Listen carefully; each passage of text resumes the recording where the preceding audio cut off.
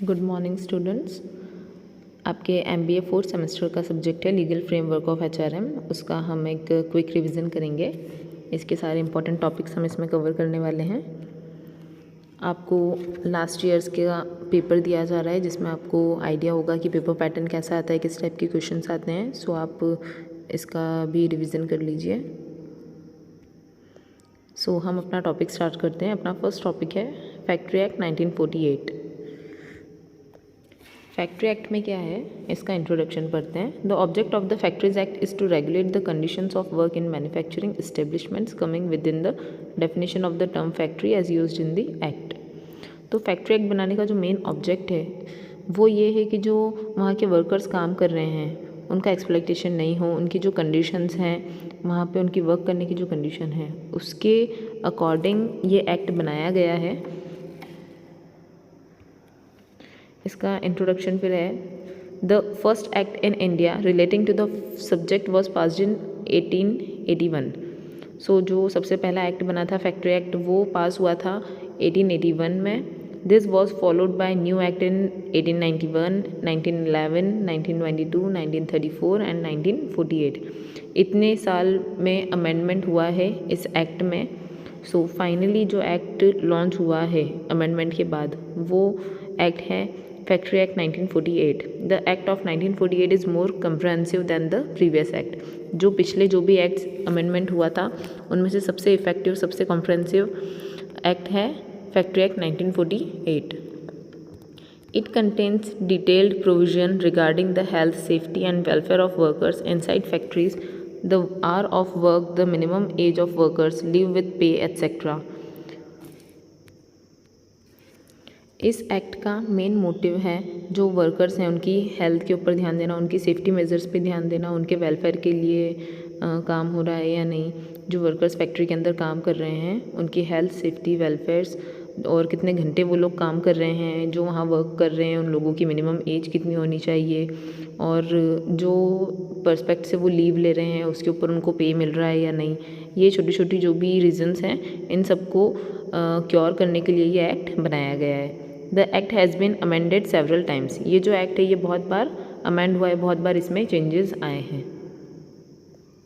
Then the act is based on the provision of the factories act of Great Britain passed in 1937।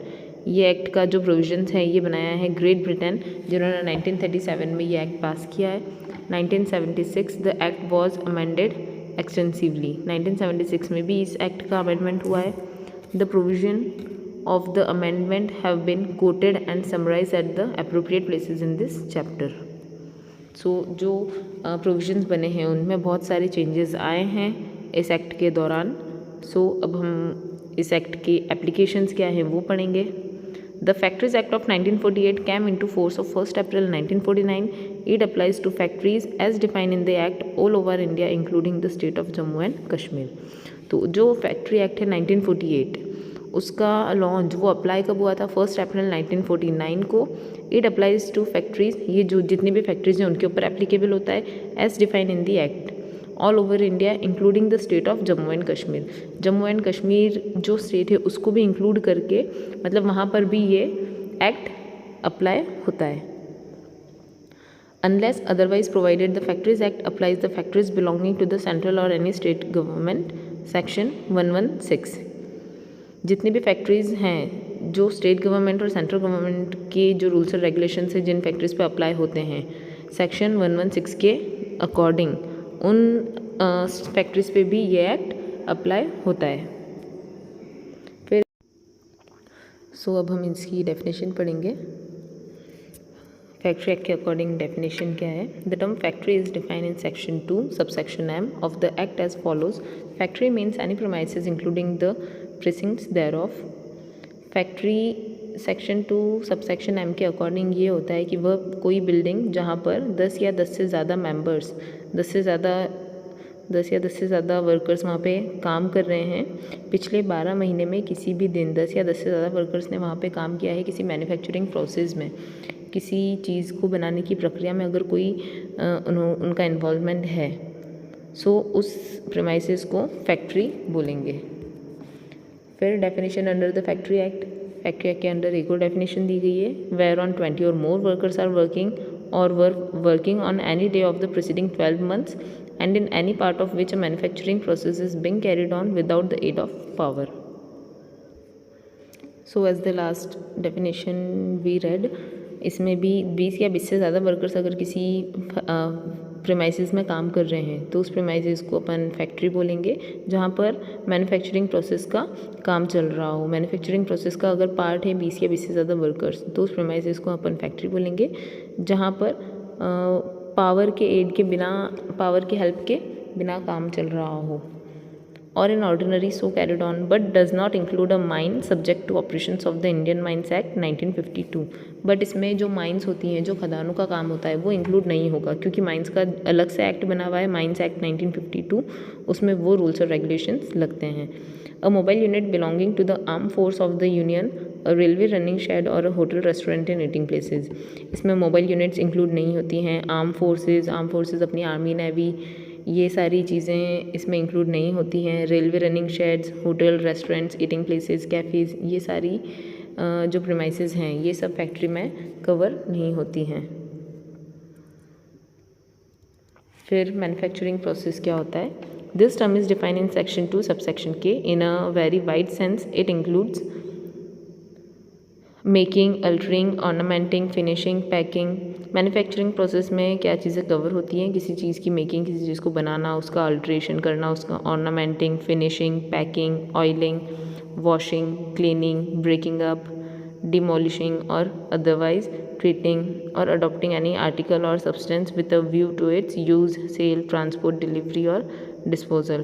Pumping oil, water, sewage और any other substances, ये सारी चीज़ें manufacturing process में include होती हैं। ये सारी चीज़ें किसी भी चीज़ को बनाने की प्रोसेस को बोला जाता है। किसी चीज़ का ऑर्नामेंटिंग करना, किसी चीज़ की फिनिशिंग करना, किसी चीज़ की पैकिंग करना, ये सारी चीज़ें मैन्युफैक्चरिंग प्रोसेस में कवर होती हैं।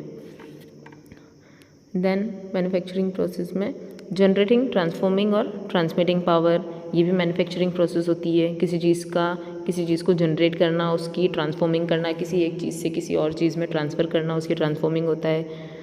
Then composing type for printing by letters press, lithography, photogravure और अदर सिमिलर प्रोसेसेस और बुक बाइंडिंग,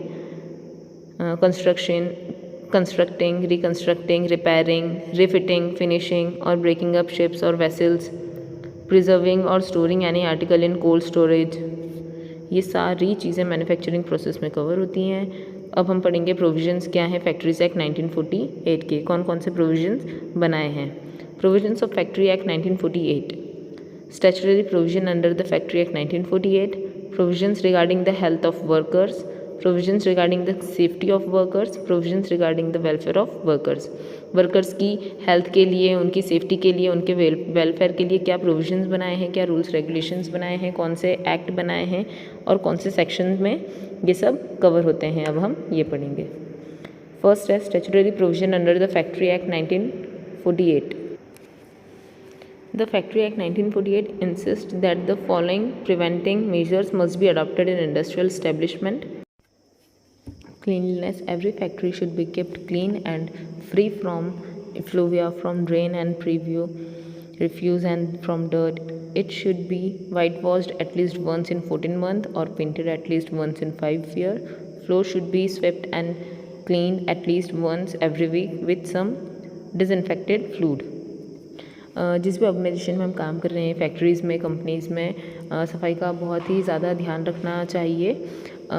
इस एक्ट के अकॉर्डिंग हर 14 महीने में वहाँ पे वाइट वॉश होना चाहिए एटलीस्ट, और हर वीक अच्छे से झाड़ू पोछा एंड जो भी सफाई के क्लॉज होते हैं, ये सारी चीज़ें फुलफ़िल होना चाहिए। इन ऑल जो फैक्ट्रीज़ में अपन काम कर रहे हैं वहाँ पे बहुत अच्छे से क्लीनलीनेस का ध्यान रखा जाए।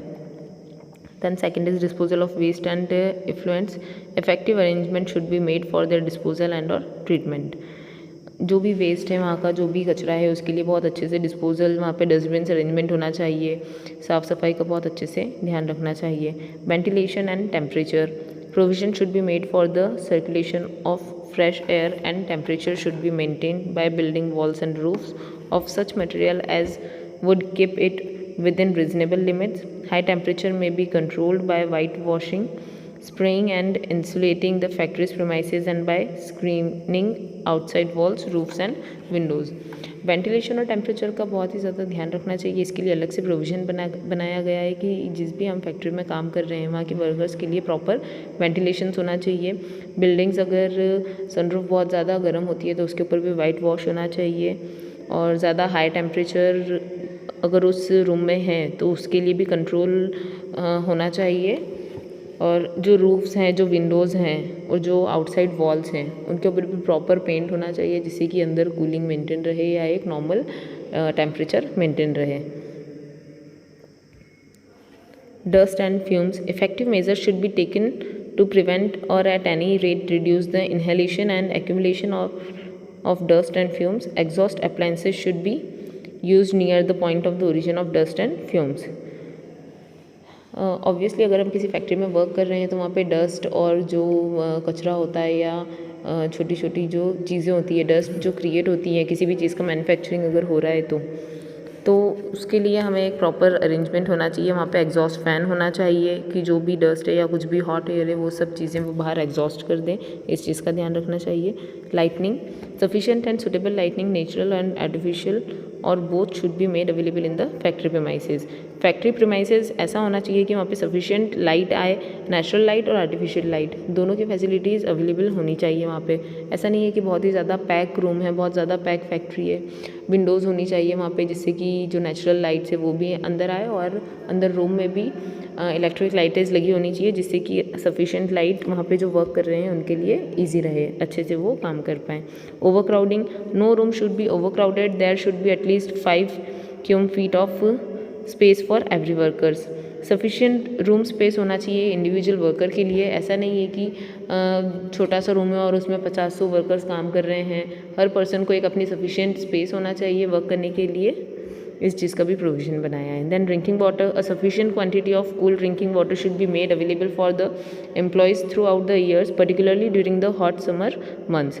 पानी पीने के लिए फैसिलिटी होनी चाहिए वहाँ पे ड्यूरिंग द समर मंथ्स। गर्मी में बहुत ज़्यादा धूप के कारण प्यास लगती है, सो वहाँ पे ड्रिंकिंग फैसिलिटी बहुत अच्छे से होनी चाहिए। Latrines and urinals, adequate latrines and urinals should be separated, provided for mens and womens employees. Washrooms होने चाहिए वहाँ पे बहुत अच्छे से, मेंस के अलग और वुमेन्स के अलग, ये फैसिलिटीज़ भी बहुत इंपॉर्टेंट है। First aid appliances, there should be an adequate number of boxes contain first aid material, qualified personnel and administer first aid and an ambulance for at least a room where an injured employee may be given first aid.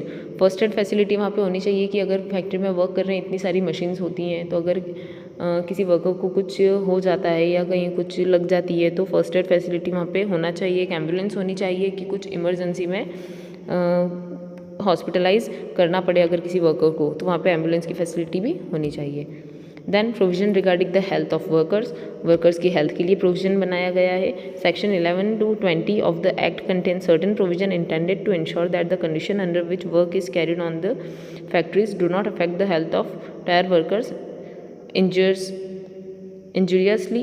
Summary of the previous of the Factory Act relating to the health of workers.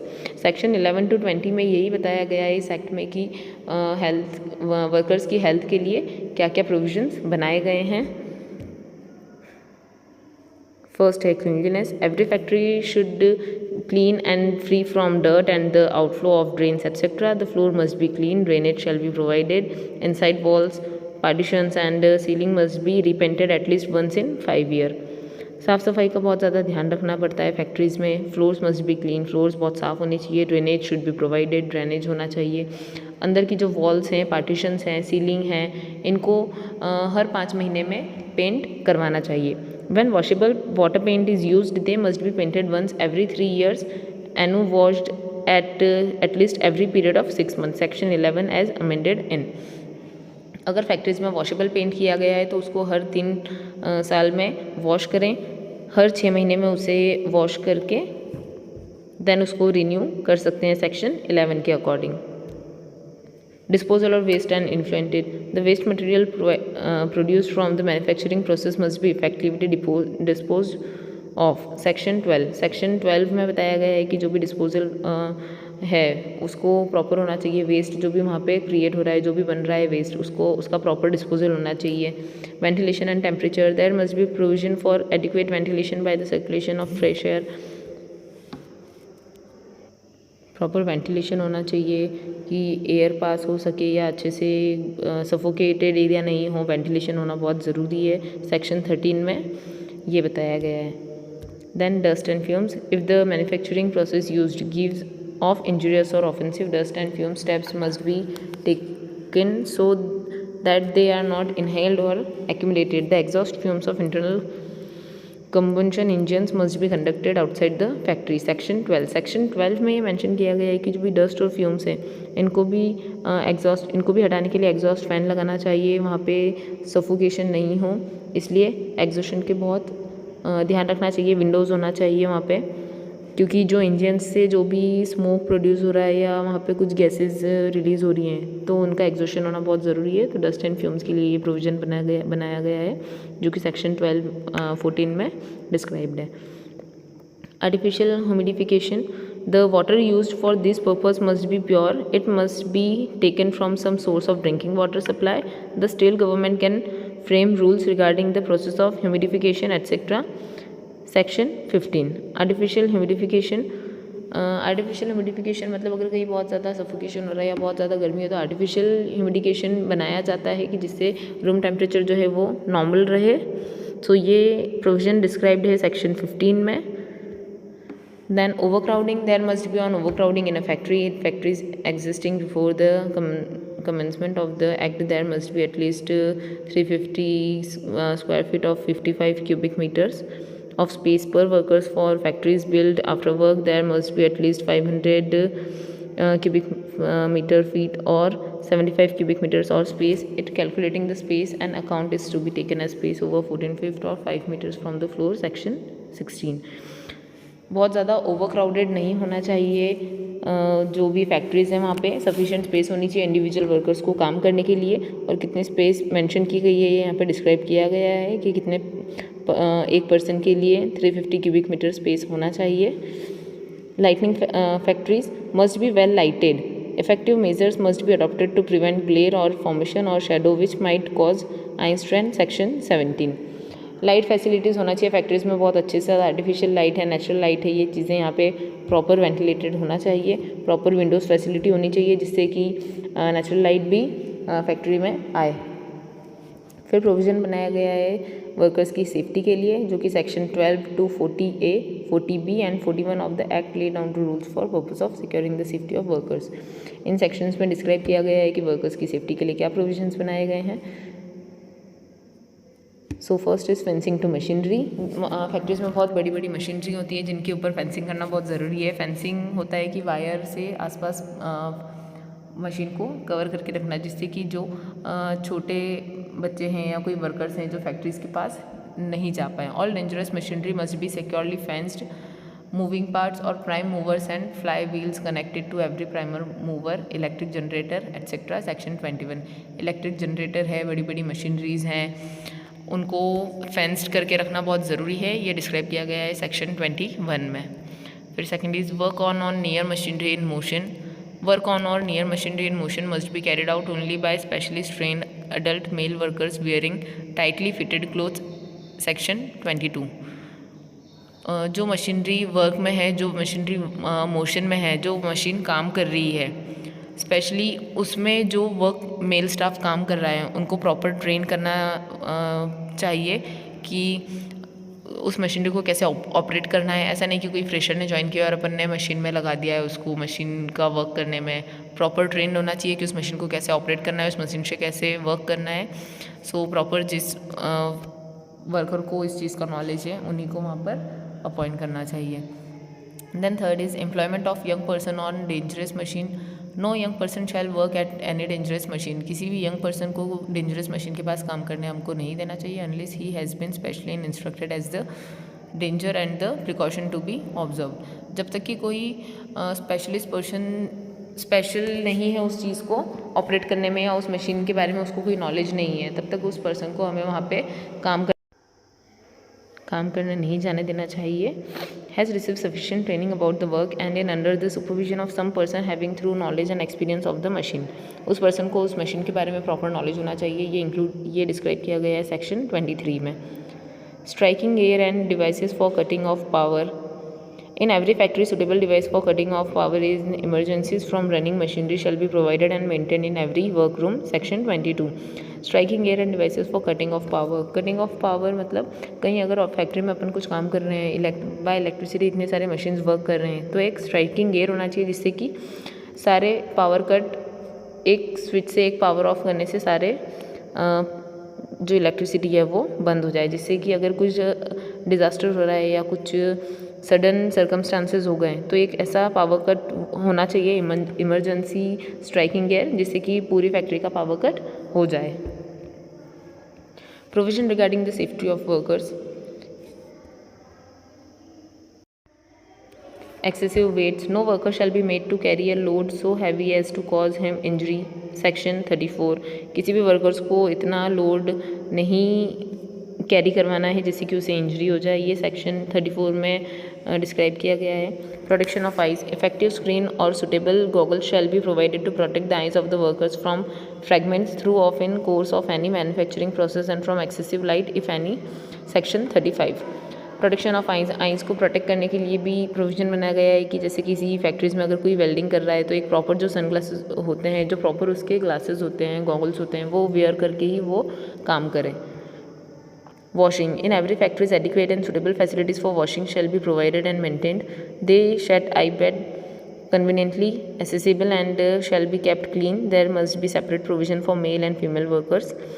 Washing area होना चाहिए factory में, organisation में, जहाँ भी अपन work कर रहे हैं factory act में, कि मैन से और जो वुमेन से उनका वॉशरूम्स अलग होना चाहिए, उनके वॉशिंग एरियाज़ अलग अलग होने चाहिए, सेपरेट और वेल मेंटेन्ड होने चाहिए। वहाँ पे भी साफ़ सफाई का बहुत अच्छे से ध्यान रखा हुआ होना चाहिए। फिर प्रोविज़न बनाया गया है उनके वेलफेयर्स के लिए। Storing and drying. The state government may make rules requiring the provision of suitable facilities for storing and drying clothing. Section 43. Store और ड्राई करने के लिए भी वहाँ पे एक अलग से रूम अवेलेबल होना चाहिए। स्टेट गवर्नमेंट ने ये रूल्स बनाया है जो कि प्रोविज़न सेक्शन 43 में कवर है। Sitting facilities must be provided for workers who have to work in a standing position so that they may take rest when possible. Sitting facility होनी चाहिए। जो भी वर्कर्स का काम है कि उन्हें खड़े रह के काम करना है बहुत लॉन्ग टाइम तक, तो उनके लिए एक सिटिंग फैसिलिटी होना चाहिए कि जब भी उन्हें टाइम मिले तब वो बैठ जाएं। When work can be done in sitting position efficiently the chief inspector may direct the provision of sitting arrangement. Section 44। Section 44 में ये चीज़ डिस्क्राइब्ड है कि अगर कोई व्यक्ति खड़े रह के काम कर रहा है तो उसके लिए सिटिंग पोजीशन भी अवेलेबल होना चाहिए कि जब भी उसको टाइम मिले वो बैठ के काम कर ले। फिर provision regarding the welfare of workers. Then is first aid. Every factory must be provided the first aid boxes and cupboard. They must contain the prescribed material and they must be in charge of person trained in first aid treatment. Her factory में first aid facility होना चाहिए। In emergency अगर किसी worker को कुछ injury हो जाती है तो फर्स्ट एड अवेलेबल होना चाहिए उसको ट्रीट करने के लिए। Factories employing more than 500 person must maintain an ambulance room. Factories जहाँ पे 500 पर्सनस काम कर रहे हैं वहाँ पे एम्बुलेंस फैसिलिटी भी होना चाहिए। ये सेक्शन 45 में डिस्क्राइब है। Canteens where more than 250 workers are employed the state government may require the opening of canteen and canteens for workers. जहाँ पे 250 वर्कर्स काम कर रहे हैं तो स्टेट गवर्नमेंट ने ये रूल बनाया है, ये प्रोविज़न बनाया है कि वहाँ पे कैंटीन फैसिलिटी भी अवेलेबल होना चाहिए, जो कि सेक्शन 46 में डिस्क्राइब्ड है। सो ये हमारा फैक्ट्री एक्ट 1948 था। आई होप आप लोगों को ये समझ में आया होगा। Thank you.